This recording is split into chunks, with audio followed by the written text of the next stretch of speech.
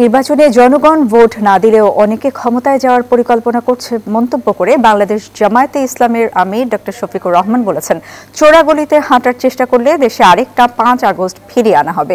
সোমবার দুপুরে খুলনা নগরীর শিববাড়ি মোড়ে জুলাই জাতীয় সনদ বাস্তবায়ন, জাতীয় নির্বাচনের আগে গণভোট সহ 5 দফা দাবিতে জামায়াত সহ 8 দলের বিভাগীয় সমাবেশে তিনি এসব কথা বলেন।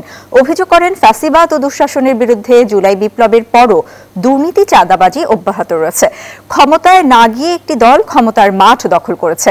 একই সঙ্গে আন্দোলনরত 8 দলের 5 দফা দাবি পূরণ না হওয়া পর্যন্ত রাজপথের লড়াই অব্যাহত থাকবে বলেও ঘোষণা দেন জামায়াত আমির। একটি জাতির আসল উন্নয়ন হচ্ছে এই দেশ এবং জাতির মধ্যে ন্যায় বিচার বা সামাজিক সুবিচার আছে কি নেই। বাংলাদেশে গ্রাম আদালত থেকে শুরু করে সর্বোচ্চ আদালত পর্যন্ত আজকে যার প্রভাব প্রতিপত্তি নেই,